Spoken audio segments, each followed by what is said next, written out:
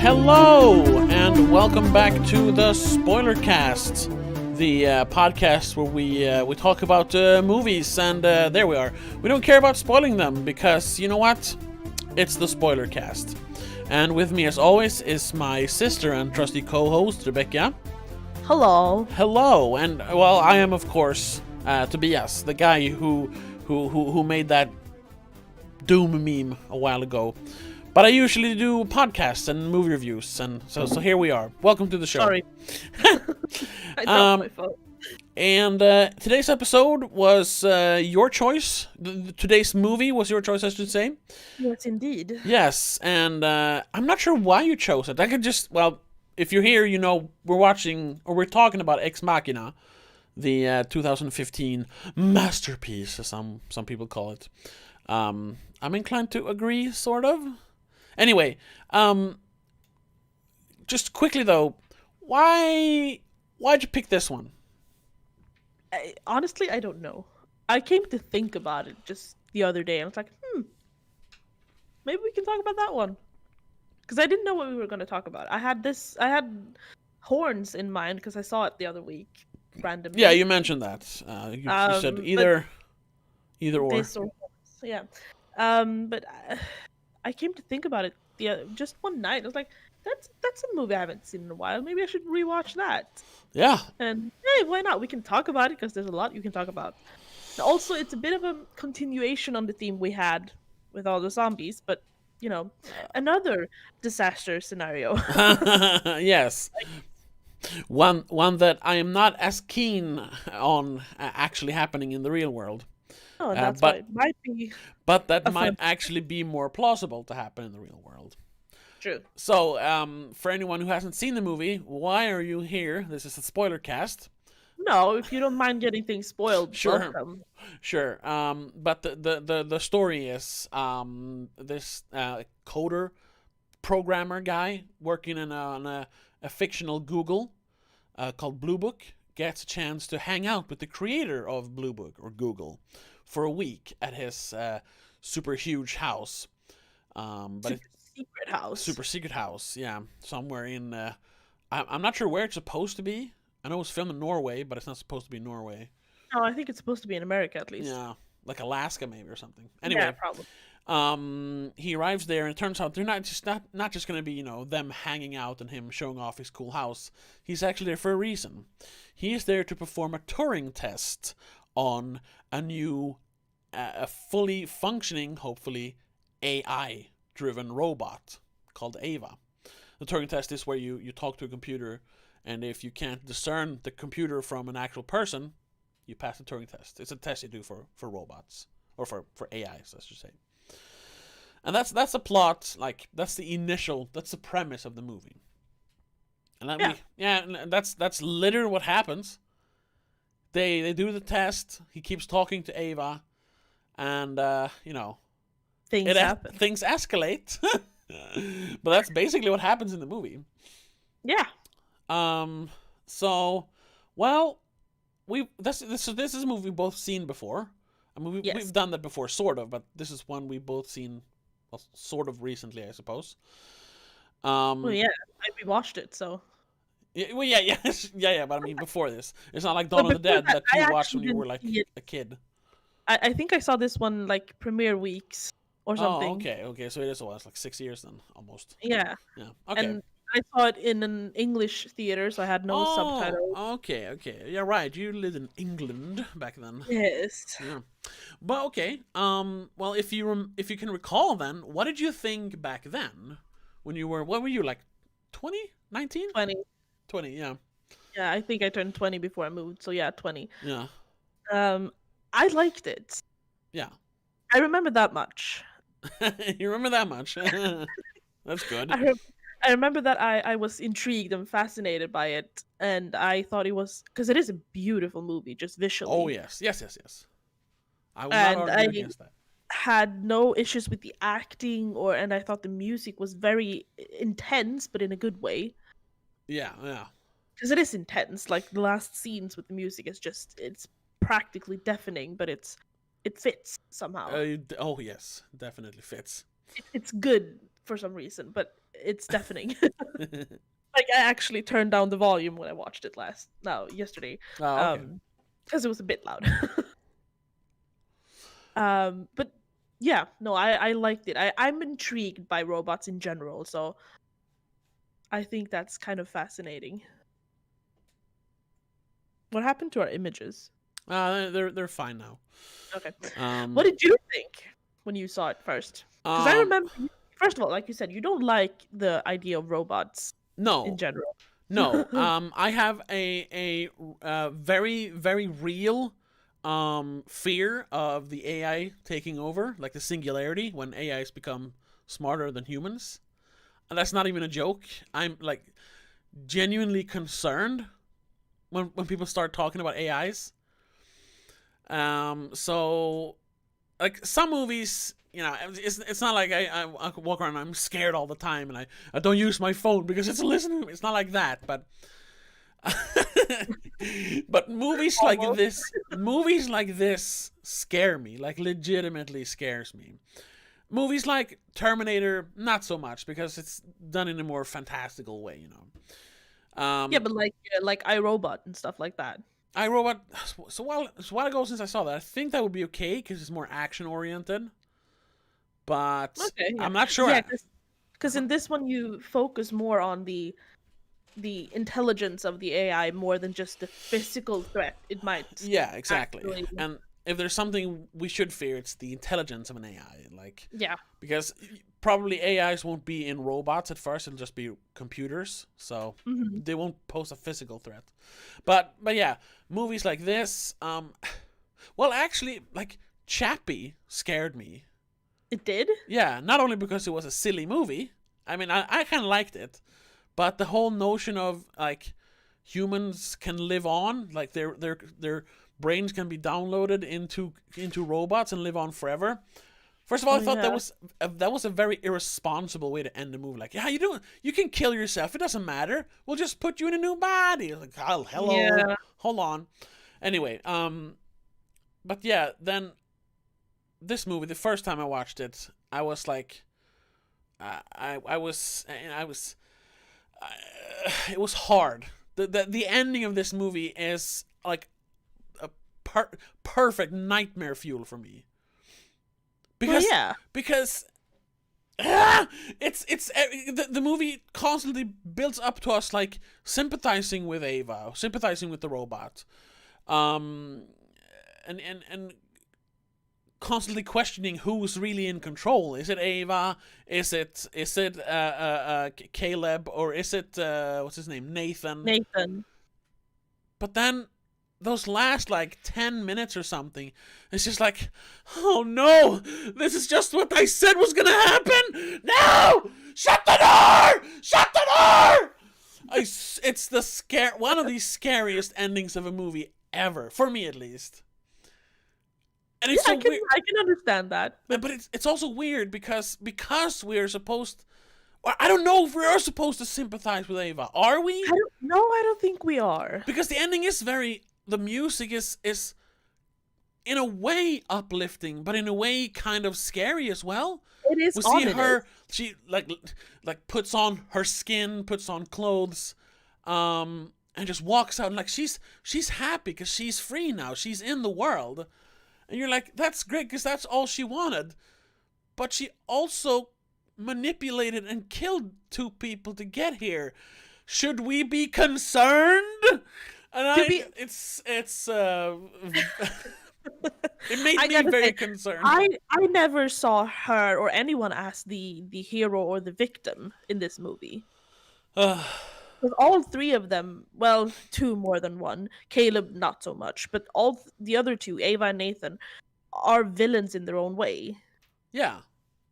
And I never saw, like, sure, Nathan was rude to Ava, but she is a machine. Yes, and that's You have to kind of like look past the humanoid exterior because she isn't human. Even though she expresses emotions, it's still something that she's was not programmed. supposed. Yeah, she's not feeling it. She's just expressing it. Yeah. Like sort of what Nathan says I don't remember exactly the words, but he mentions like, is she just faking it, or is she actually feeling? Yeah, exactly. And I obviously she's faking it, because Yes, that's what happens in the end. but Uh, you can kind of tell that like you wouldn't, you can't create emotions, can you? Like that doesn't seem feasible. that's no, and that's why I would have loved. I tried to reach out to someone who know like a physicist or a robot engineer or something, because I, I can't even like research the things. As soon as I like start reading about AIs or watching documentaries, I get like I gotta look away, and I get like genuinely frightened. So I'm not like, for me at least, a layman, or not even that, like a nincompoop. When it comes to this, you can't like that. You have to program every response an AI gives is Has to be ultimately programmed in a way. programmed.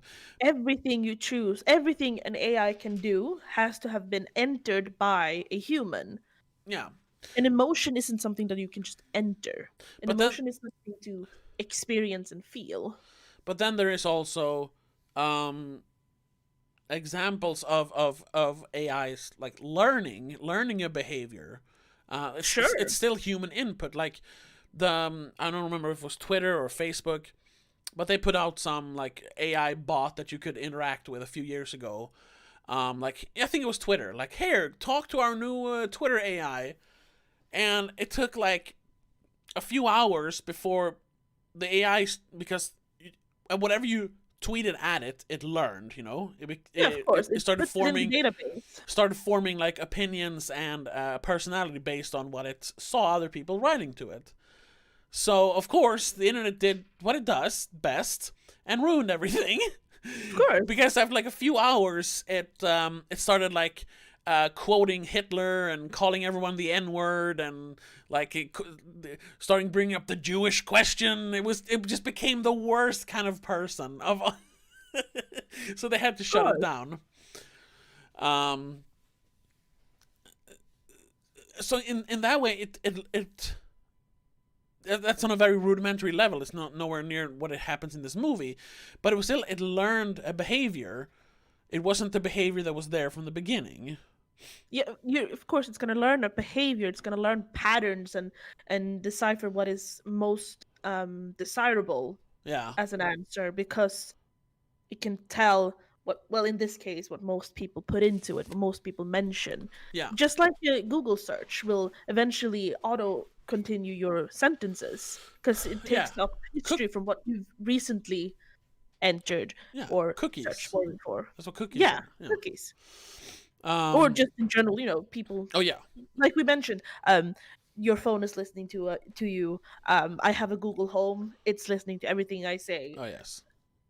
and I don't mind because I'm not scared. But that's why your commercials are designed to fit what you Yeah. recently have No. been Yeah. talking about. That's cool. I And know. then I know AI, all that. that is an AI. So I mean, of course, it can mimic emotion, it can mimic behavior, and make you think that it's on your level. But no, it doesn't really know what it is doing in an Exactly. emotional And but on an but emotional plane. imagine then, because that's what the Turing test is for, Yeah. to like, because the ultimate goal is to create a fully functioning AI that is indiscernible from a human. Why? Um, I well, it's because AI, of course, like an artificial intelligence already exists. Like we just Yeah, mentioned, and they're used to like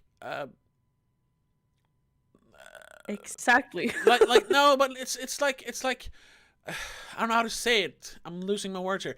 Like imagine if instead of like, say you have to do a mathematical equation, like you know it, but you have to write it down to figure it out, to do Yeah. some sort of experiment.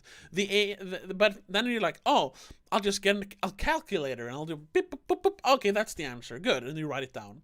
The AI is sort of like a calculator, like, Yeah, you just have to tell it the problem and it will solve it and it for will you. solve it faster because it's Mm. it's faster than you are, Yeah, it because can it's a process computer. it. Yeah. So that's from what I understand, it's in those areas you use AI, and of course, learning things on a True. much bigger scale than humans can, and then use Sure. that data in research and stuff. But the mistake that Nathan did, obviously, is that he did not play by the rules. What do you mean? I have to go get a book. 1 second. All right.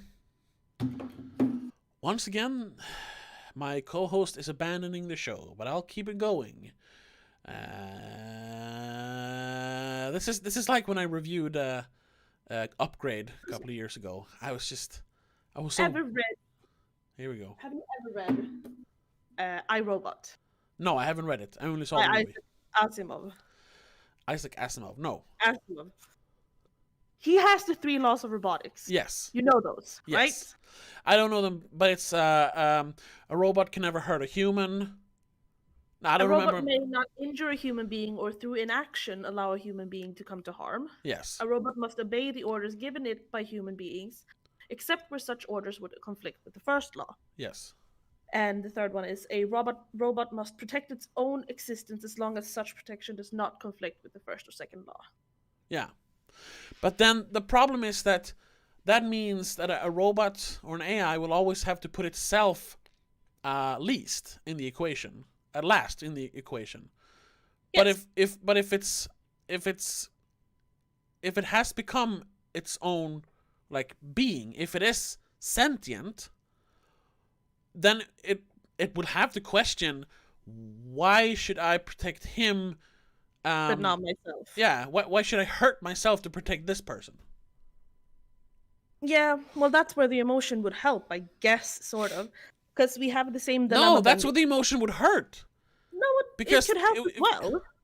Yeah, as well, but if a robot is just a robot working on what we programmed it to do, it will do those 3 things. Yeah, sure. But if it has a sense of, I don't want to be hurt, I don't want to be destroyed, die. Like, I'll just step back while he gets hit by a car, you know? Yeah. Well, you can, again, that's the second mistake Nathan did. He did not tell the AI everything. He didn't inform the AI of all the options and all the information of previous AIs. Yeah. Because if you tell an AI, well, it's only your physical body that will be hurt, we can give you a new one, then maybe it won't matter. Yeah. But also, I'm thinking, like, we have that thing with humans as well, because some humans choose professions where they have to more or less sacrifice themselves over others. I'm thinking cops and firefighters. But that's...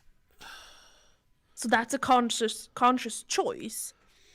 But that's would a conscience help with that? That's I don't know. A tricky question. Yeah, I don't know. Because an AI, unless you made it like choose emotions before logic, it wouldn't. Then it would become a firefighter or a paramedic or a policeman or whatever, police officer. But then it would also, like, it wouldn't be as useful in the areas where you actually need it, like, because it would put logic to like second in favor of emotion. Yeah, I'm thinking it depends on where you want to put the robot, in what kind of situations you want the AI to be in. Because I mean, if you want an AI that would help you with science, then you probably won't have the issue of it won't have the issue of ending up in a situation where it has to choose between its own life or someone else's. Yeah. Mostly it would just be a very glorified calculator. Yes. And in that case, you do not need to give it any kind of emotion or conscious. It just has to be a computer. Yeah. But that's also then I had something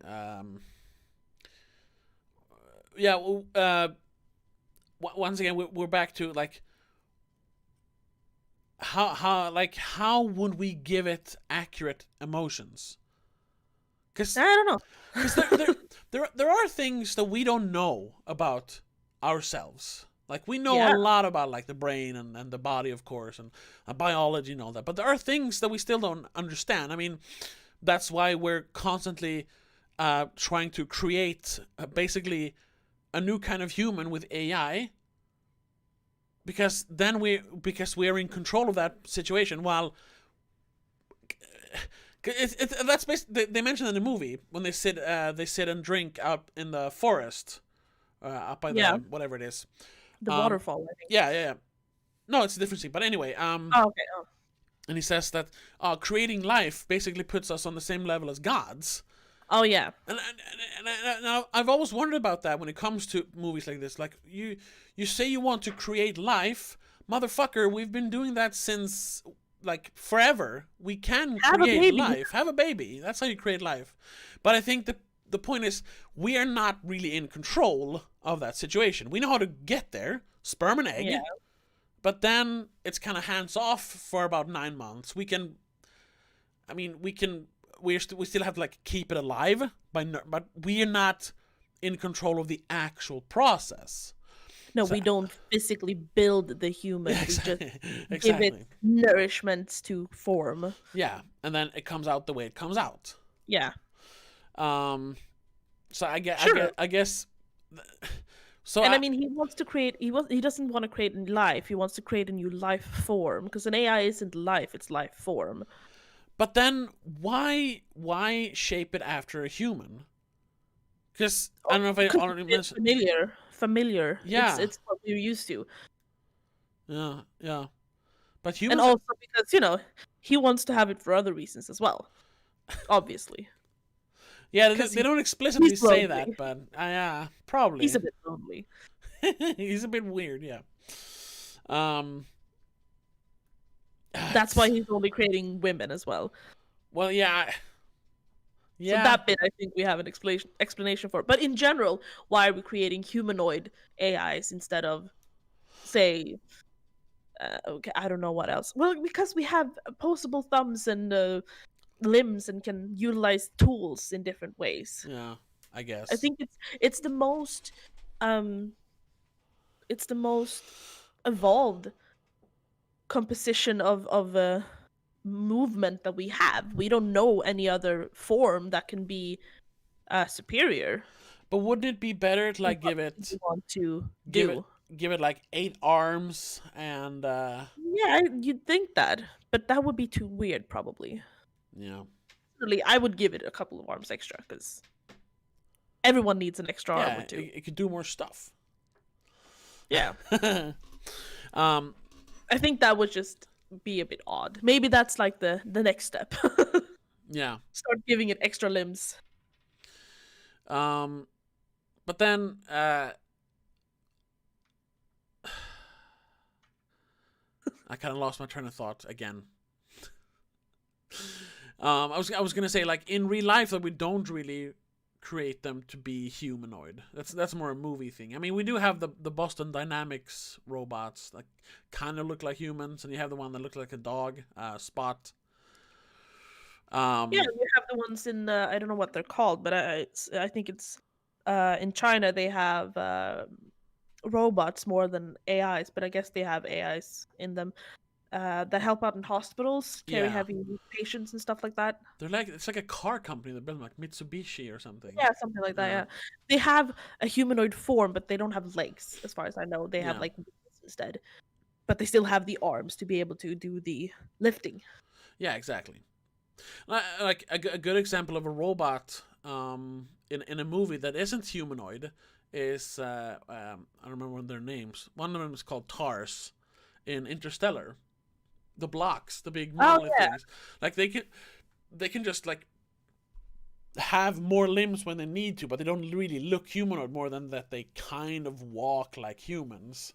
Yeah. So that's like a shape that probably would work in reality. Like, make it more utilitarian. But anyway, we haven't talked much about the movie. No. I said what I thought the first time I watched it, and you said what you thought the first time you watched it. Watching it again, Have your opinions changed anything? Not really.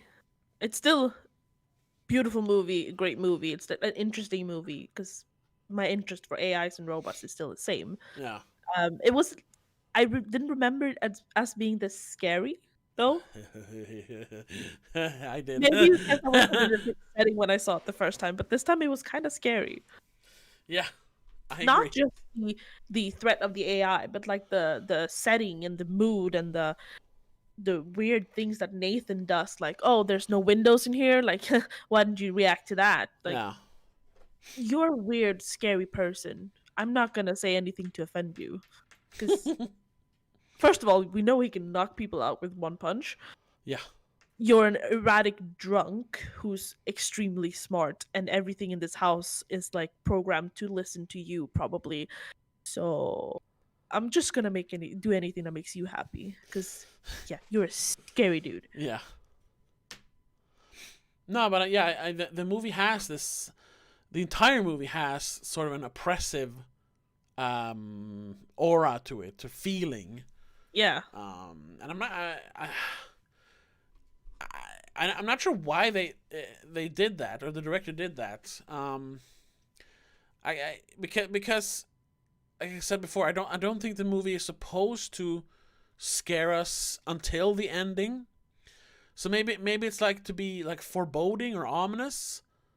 I don't know. It's tough. I haven't looked in much into the director and writers like his thoughts on making it. I started listening to a podcast, but I had to do other work, so I didn't have time to finish it. Um, so I'm not sure what. Yeah, I'm not sure why he made it scary. I I don't think know. it's just to set the scene, and because I mean it is a scary concept. Obviously, people are afraid of the AI, Yeah, and also, I mean, when you're invited to a billionaire's house out in nowhere, it's gonna be an awkward feeling and probably a bit scary in general. So I'm thinking he's just setting the scene for what Caleb is feeling, so we have the same sense going into it. yeah, and then also it could have something to do with. But that's something they don't really elaborate on. When Caleb starts suspecting that he might be a robot. Oh yeah, The scene where he cuts his arm open just to look if there's wires in there. It's disgusting. yeah. Um, that is like an interesting concept, and I wish they kind of pushed a little further. Or if that didn't really fit into the movie, just cut out completely. Because Because it is a bit weird. yeah, because the movie does, and it works because the movie starts without any like setup. It's just he's sitting by a computer. He gets a mail that says, "Oh, you won," and then he leaves for this house, and they say, "You're gonna be here for 7 days," and we don't really learn a lot about him. Other than his parents died, he's good at programming, and he works for Blue Book. And his favorite color is not red. Yeah, he doesn't know what his favorite color is because Because he's an apparently adult. that's a lie. Yeah. No, that's true. I'm just gonna say, I was thinking about that when she said, "No, you're lying." I was like, "That's true." Like, I don't have a You favorite don't color. you have a color you might prefer, Yeah, but it's not your favorite no, anymore. I don't think most grown-ups don't have a favorite color. That's probably true. Anyway, and we don't know much about him. He literally like comes into existence as soon as the movie starts, except for that memory of his parents dying when he was 10. Yeah. But So we don't need to know a lot about him though. no. But I mean that might be then deliberate because then Yeah. it could just be implanted memories, and Yeah, that's true. that's why we know so little about him. But then they never really go anywhere with that. So, I don't know. It's a cool No, scene, but but it doesn't go it's also anywhere. to show that this is maybe why Nathan is as weird as he is, perhaps because it's giving him by if this isolation that Nathan is living in after 7 days makes Caleb question if he's alive, Yeah, then maybe Nathan is lost, and that is why he's done this. That's true. That's true. Yeah. I mean, we don't even know if Nathan is gonna let Caleb leave. Yeah. Yeah. I don't know. We'll never find out. No, we'll never find out. Because he does mention a few times that, like, well, I had them killed, or no one ever gets to come here because, and no one knows this exists. Like, okay. And he never says, I'm joking. No, he said, I had doesn't. them killed. And he move looks on. very serious all the time. He doesn't, like, ever crack a joke. Except for if that is a joke, but we don't know. Yeah, we don't know. Yeah. But what I think people really enjoyed about this movie, just judging from reviews and such, is the fact that it made us, it managed to create such a believable character, such a human character from a robot that we haven't really seen before. Like the robot in I, Robot is not believable because it's a robot. We can see it, But this one has a face. It has a face, and just the way it's set up, that the whole movie revolves around trying to see if it passes the Turing test or not, and us not really knowing, are we part of the test or are we conducting the test? That's also a thing. Like we don't really know if Nathan is using Caleb. Like if it is like he says in the end, like we set it all up. With her falling in love with you and telling you to help her escape, because it sounds like that's something that Nathan kind of wanted, yeah. But then he actually went through with it and let her out. Yeah, and no, I think he did want that because he wants to see if she will be able to fool a human. I guess. Yeah. Not just actually get emotions, but get make a human believe that she has emotions. At least. Like that she is a prisoner. She's not a machine. She's being kept here by Nathan. Yeah. Because that's basically what happens. Yeah, that's what he says in the end. But then he's like, yeah, he did it yesterday. And then Nathan's just like, oh no. Oh shit. He's kind of playing with fire by doing that. But the thing is, for me, that ending wasn't like, it wasn't a surprise. I was just like, no, not really. I fucking knew it. Because I'm always like wary of the AI in a movie like this. I was slightly surprised. I was just waiting for the robot to one up them. And then I was surprised, not that the robot one up them. I was surprised that Nathan didn't have better security in place for this situation, because he did anticipate this situation more or less. Yeah. Maybe not that Nathan, Caleb would press the button and hack the system already, but he should have a contingency plan in case the person he invites over actually presses the button. Yeah.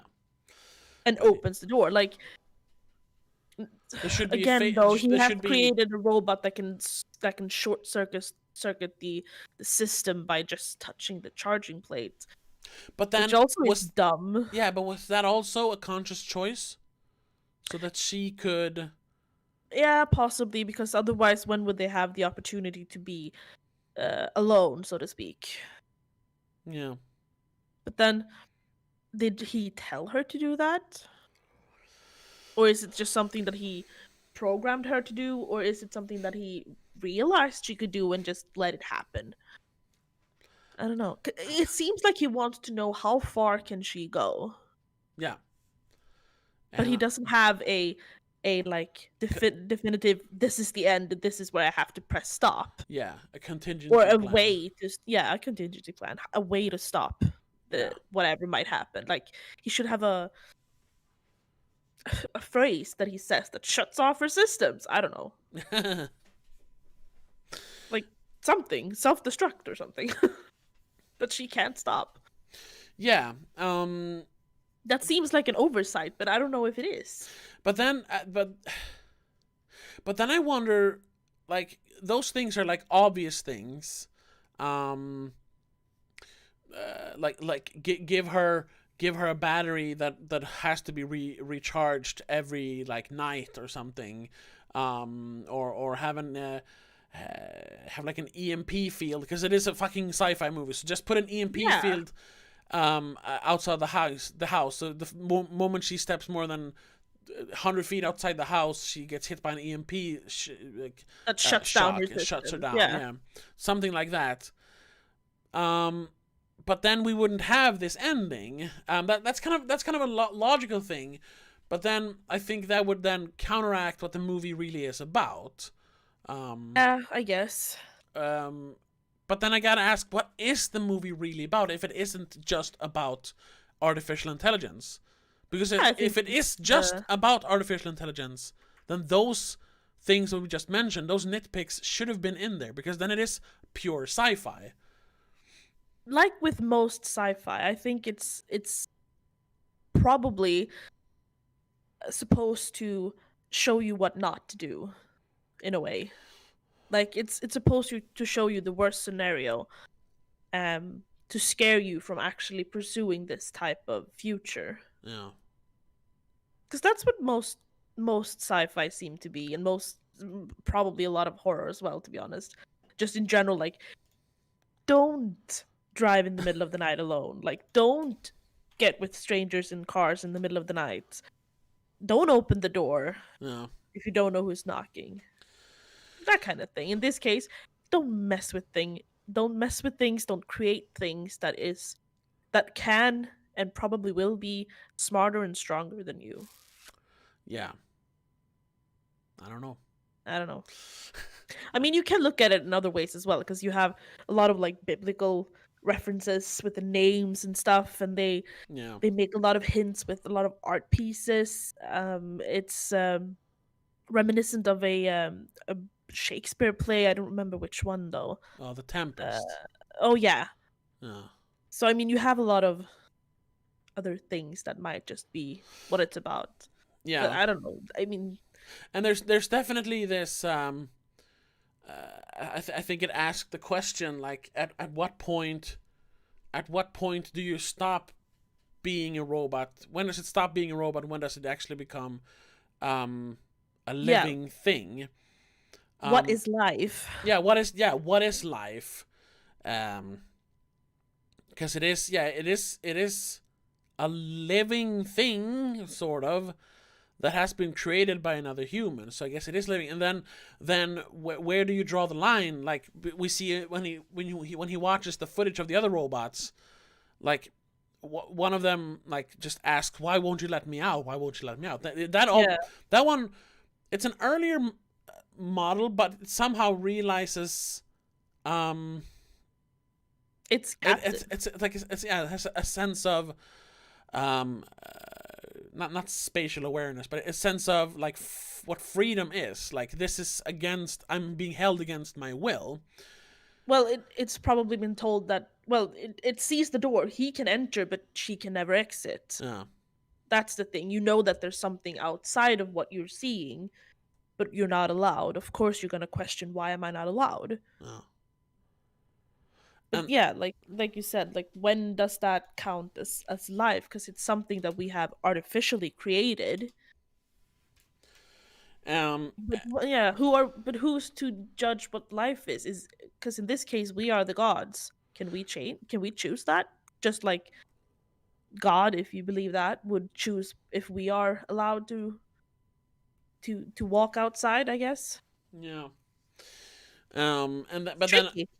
it is tricky, and the scenes where he like treats the robots as like objects are they're kind of like, with the music and the way Caleb reacts, it's supposed to be like, oh my god, he mistreats these women, but then you're like, wait, they're just robots. Yeah. Because I can't. But I think that is more of of an emotion you get because of the fact that he has formed them to look like women. Or is it just another one of his like ruses? Like, he's probably. going to see this and see how I treat the women, and like he's going to want to help Ava because I think it's part of ultimately it. he doesn't want Ava to because in his mind Ava is real. Yeah, I think it's part of it because he has chosen to create them as women for multiple reasons, obviously. Yeah. But he has also by now come to the realization that they aren't women; they are robots. That's all they are. Yeah. They just don't. But he knows that if someone else will see them, of course, in the beginning, before you've lived with them long enough, you will see them as humans, as women, because they look so much like us. Yeah. So that's probably intentional in that sense. Of course, he wants Caleb to react that way, to get an emotional attachment to Ava, because otherwise he won't be able to do the Turing test properly. If he treats it like a robot, of course it's gonna be a robot. Yeah. But that is a bit weird though when he mentions later, like, did you create Ava's face based on my like porn history or something? Yeah. Which Like, did he? well, I gotta say that because all of this is based around like that he has used the algorithm of Blue Book, their version of Google, and I gotta say I don't use Google to find porn. Like that is a separate search thing I use. But I get what he's saying. It's collecting data from all the web pages he uses. But it was just like who Googles porn? I mean, at least use incognito mode. Come on, man. You're 26. You know well, how probably. you know. That's probably because what we see in the beginning of the movie, though, the way when he gets the email, Yeah. you see all those like the cameras are scanning him, are watching him. Yeah, basically. that's true. So I don't think it matters what search engine he's using, or if he's deleting his history or using incognito mode, or if we do it in general. Like the history is saved somewhere, somehow. Someone knows what we're looking up, even if we're using VPNs and of course, all that shit. Yeah, like yeah, that's we can't escape that. That's another thing. If VPNs really worked, like the governments would never allow us to use them. Like, oh sure, hide your web history from us. Like, no, they would never allow that. I've always wondered that. Like, how can VPNs exist? How can like how can governments allow that to exist? They probably work in a way, like they probably work more in the way that they make it harder for hackers to get you. Yeah, but the government probably already has like an override key for that. Come on, bro. Come on. So they don't work in the way that you want them to work. Like, you can't hide from the government. No. I'm sorry. If you don't want shit to be known, don't do it. Exactly. That's my philosophy. Never do anything online that you don't want people to know about. Exactly. That's true. Because you can't hide it. You never can. This doesn't matter what you do. But I also think the movie probably, going back to what the movie means, it's also probably trying to like tell us to stop playing God in a way. Yeah, probably. Because they mentioned that as well. Like a lot of like he says that if you create an AI that is conscious and has emotions and all that stuff, can pass the Turing test, then you are on the level of gods. So yeah. I think it's trying to teach humans or show us what could happen if we mess with life, I guess. But that's also, like, once again, I didn't do too much research about this, but I know that the writer and director, Alex Garland, he's very interested in science. He said in an interview, part of this podcast I listened to, he says that the most interesting field that we are in right now is science. Like he works in movies, but that's just because he's not smart enough to work in science. Which was an interesting way to put it. And usually, like, people who are like way into science, most of them see AI as something positive and not something negative. They're of course the ones who say it's something we should be careful with. I don't know. Elon Musk has said it. Stephen Hawking mentioned that we need to slow down the evolution of AI, and I think Bill Gates have talked about it. I don't know. Probably. But most people working in the scientific community nowadays, from what I understand, are unanimous in that AI is a good thing. So him being very interested in science, to make like a cautionary tale about not playing God and not giving AI too much power feels weird in some way. I don't know, but maybe that is what it is. Like I said, I don't know. I didn't hear him talk about it. Well, maybe it's both. Yeah. Because of course you can be like, it is something that will happen, and it is something that we should embrace in a way, but we should be cautious about it. Yeah. So again, like showing that we shouldn't go too far, that we should always have a contingency plan, a red button to press when it goes too far, like a shutdown. Yeah. That doesn't include nuking the world, basically, that it can shut down just the problem and not trying to like kill everything to start over. Yeah, sure. And I mean,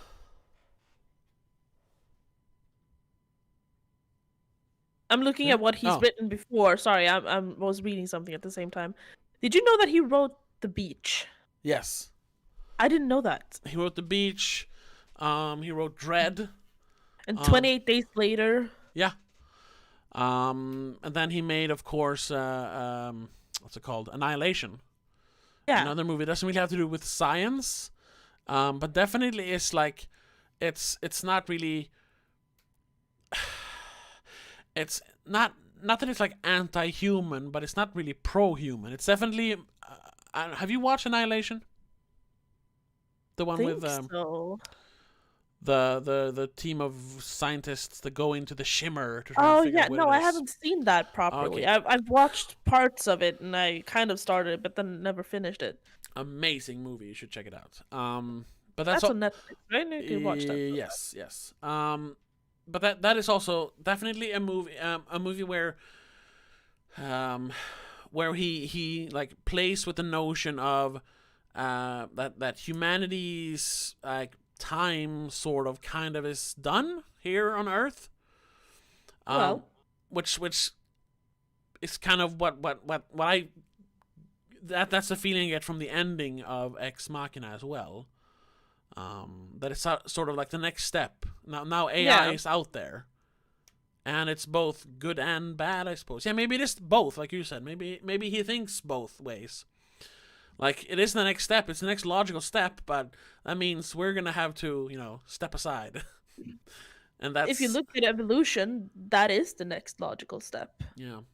There's not much more that we as a race can evolve into, except for something new, like when the apes became the Chromites, or whatever the name was. Cro-Magnon. Yeah, that thing. And we evolved. However, we cannot physically evolve more, so our brains have evolved and created the next step instead. Yeah.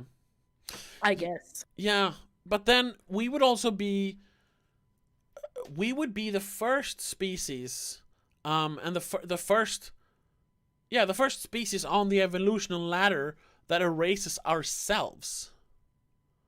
Well, which some believe that the world is on a loop, and that the end is nigh, and that the loop will start over. Maybe that's it. Yeah. Maybe we've come to the end of this loop, and it's this circle, and it's time to start over. For that to happen, our life form has to end, has to disappear.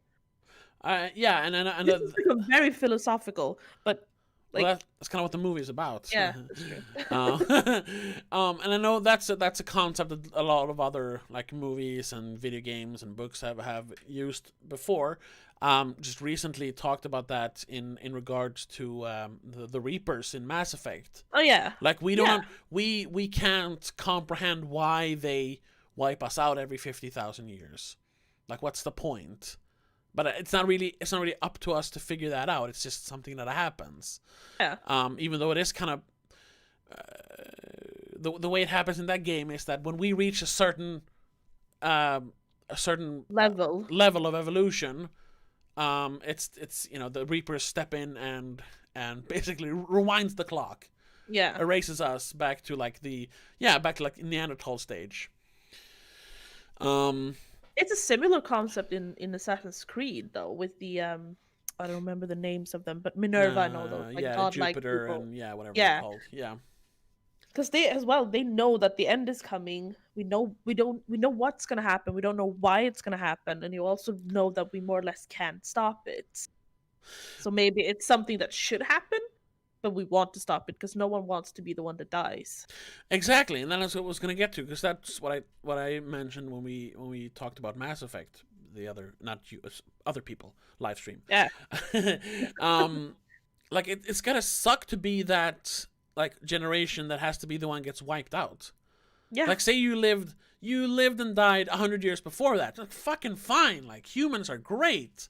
And then your great grandson or great granddaughter just has to grow up knowing, and then like when they're like 20, 25 years old, like in the height of the peak of their existence, like, now you're gonna be harvested like batteries, or we're gonna wipe you out. Like, how is that fair? Life isn't fair though.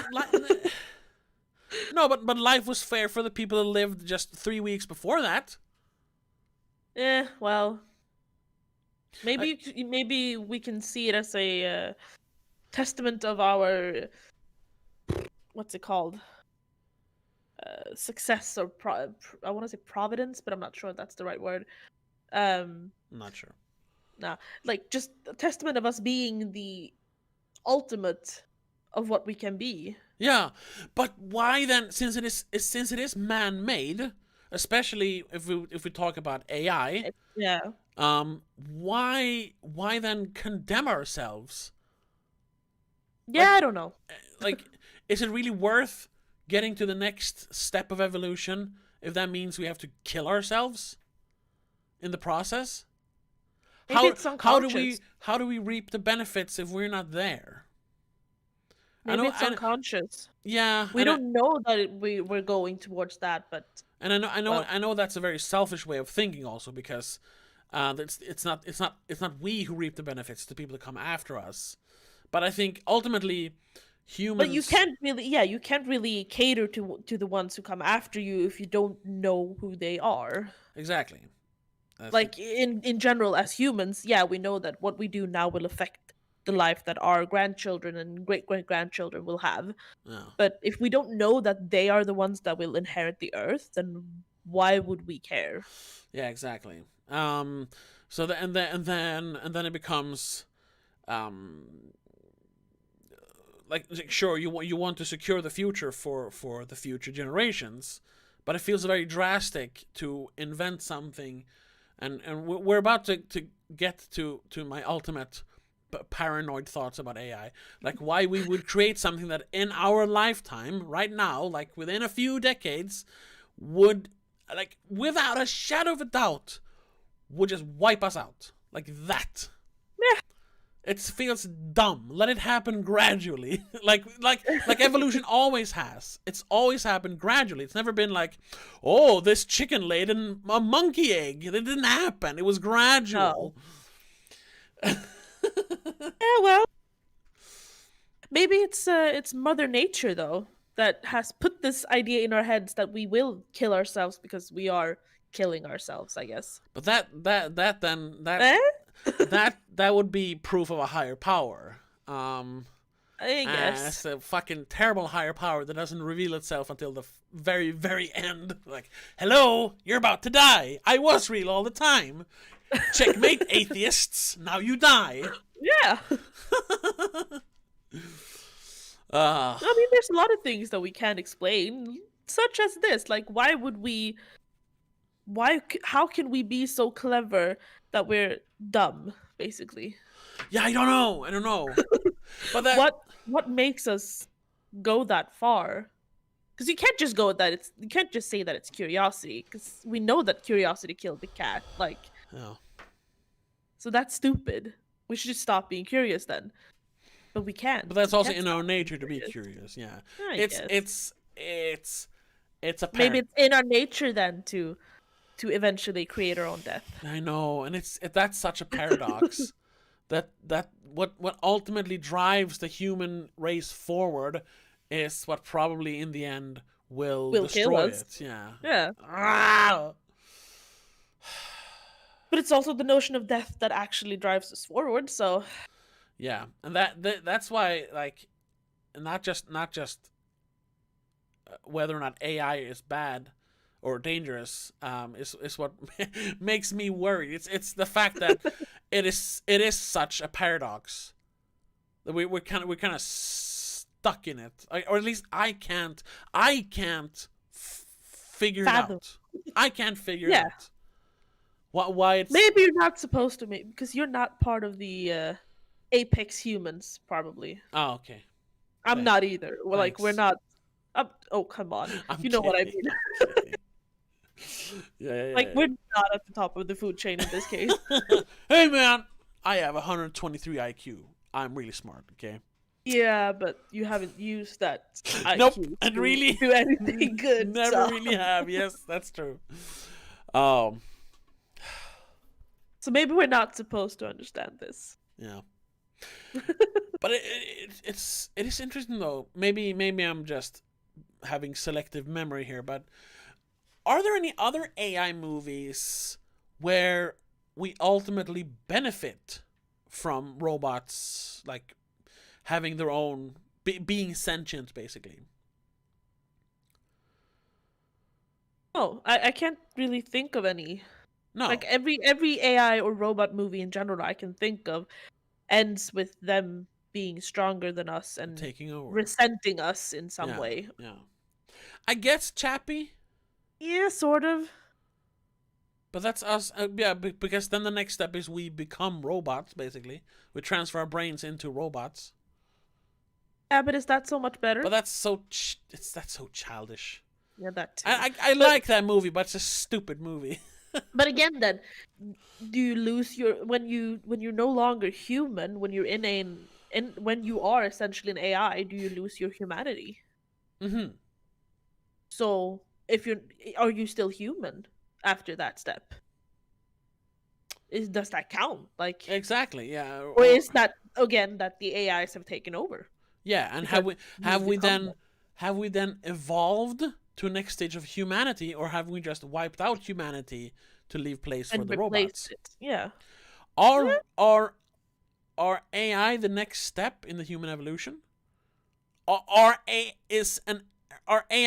Can an AI actually be human? That's the question. Ugh. And that's what they're trying to figure out. I say no. I say no. They're all killer robots. Yeah. Haven't you seen Terminator? Or any other robot movie in general, basically. Yeah. Like even in that's not AIs though. That's just a weird way of transferring consciousness in what's it called? Carbon that Netflix series. Altered Carbon. Altered Carbon. Altered Carbon, yeah. They kind of lose their humanity as well every time they switch their bodies. Yeah, and they're just switching between human bodies, and that's enough to lose your humanity. They're moving their conscious from one body to another, and that's losing your humanity. So, yeah, I don't think that humans becoming robots is the next evolutionary step. I think that's killing us and creating a new form. But then that's just what I think. Is the right thing to do? The right thing to do would that be to stop evolution, basically? I mean, either way, we're gonna die. So yeah, that's true. I don't think that's something we need to worry about too much. Maybe that's the answer. Stop worrying about it. Just let it happen. Yeah. Because I mean, one or the other is gonna happen eventually. Yes. Hopefully not within our lifetimes, so we don't have to worry about it. Well, But yeah. I don't know what to say really. No, yeah, and I gotta say, just to go back to the movie, Yeah. um, I think this is what makes the movie good, because it does Yeah. spark conversation. Because when I was watching it now the second time, I was like that, like Like sad. so had, yeah, Swedish. Swedish. The movie is good, but it Yes, you is can't argue with no, that. we can't argue that, but it's not really doing anything that we haven't seen before. We've seen AI, fool humans and take over. What it does is that it does it in a very good-looking way and with great performances, good Yeah. music. But it's It's very really stylistic very stylish, yeah, yes. but it's just a copy of everything else It's we've yeah, it's not seen. really breaking any new ground. No. I know it's kind of a meme to say, "Oh, it broke new ground," but still, um, but like a movie like Upgrade, which came out a few years ago, which is also about an AI, which I absolutely love that movie. And spoilers, very similarly, um, but that movie does not spark conversation in the same way. Even though it brings up a lot of the same topics, but it doesn't focus as much on the topics. You know what I mean? This Yeah, movie is like pure like conversation fodder, and I think that's what makes it really really good. probably. Um, and once again, like Upgrade is very very good, but in a different way. So if I had to like judge them both, like like they're like Compare them. compare them on like how impactful they are, uh Ex Machina wins, but like I'd rather rewatch Upgrade. Yeah, but I think the difference between this one and many other AI and robot movies in general is that it humanizes the robots way more than the others do, Yeah, because it does give you a human face. Normally, you see a robot and it's a robot. Sure, it has arms and legs and a but head, there's the something same that shape, but tells it it's still, apart. yeah, it's still a robot. Yeah, You still see that it's not a human. In this case, in some close-ups, all you see is the face. You only see the human part. mm, You don't see that it's a robot all the time. no, that's true. So I Um, think it's probably slightly more. I don't want to use the word evolved, but I think that's the only one I can think of it's more when it it's comes. more it's to talk about God and stuff. It's more intelligently designed. Yes, to make you question the fact that are AIs good or bad? Yeah, Like, and I mean, the movie, the movie in and of itself kind of is a Turing test, yeah, because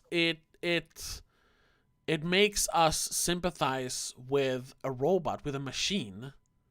it makes us question if maybe the machine is Exactly. sentient, So not just the fact that it's a movie, but like, yeah, it goes exactly, beyond being a movie. exactly. So that's So in this case, because it's a Swedish actress, we know very well that it is an actress and it's a movie. well, yeah, yeah. Oh, I gotta ask you, because this was Alicia Vikander's like big break. But had you seen her in something before this? I don't think so. I'm just gonna like quickly go through what she's done. Because she had done some Swedish stuff before, and I don't. Maybe she'd even done some Hollywood stuff before. I'm not sure. Um, Just scrolling through, like,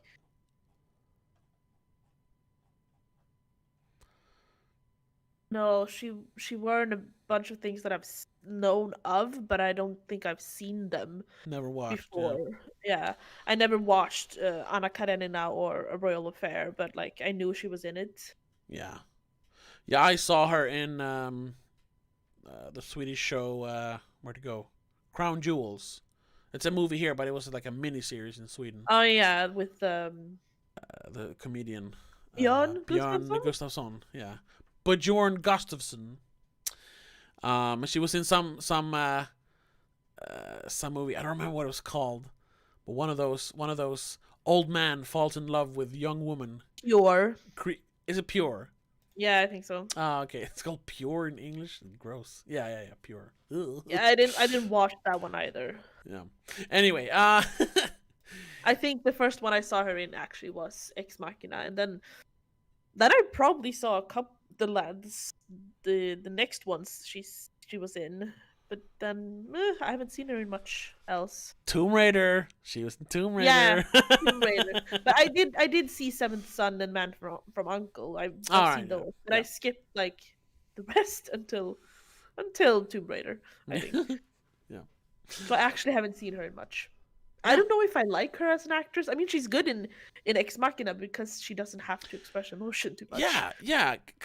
Because I think she's been nominated for an Academy Award. Maybe even for this. No, not for this. But I think She's she was. Oscar winning She's winning. for her Even. Oh, performance right. in Ex Machina and The Danish Girl. The Danish. Oh, it was the Danish girl. Yeah. Oh, she won for the Danish girl. Okay. Um. I think so. Oh yeah, No, no, wait. she won. She won Best Performance by an Actress in a Supporting Role for the Danish Girl. Yeah, She was nominated for she Golden was Globe for nominated Ex Machina. yeah, that's right. Yeah, and a BAFTA and a bunch of stuff. Yeah. But other than When this, I see like interviews with her, I despise her English. yes, I was gonna say that it works here because she's a robot that she sounds a little Yeah. weird, but her like strange, nondescript British accent sounds Yeah. so weird. And I'm not saying that my English is perfect. or No. anything.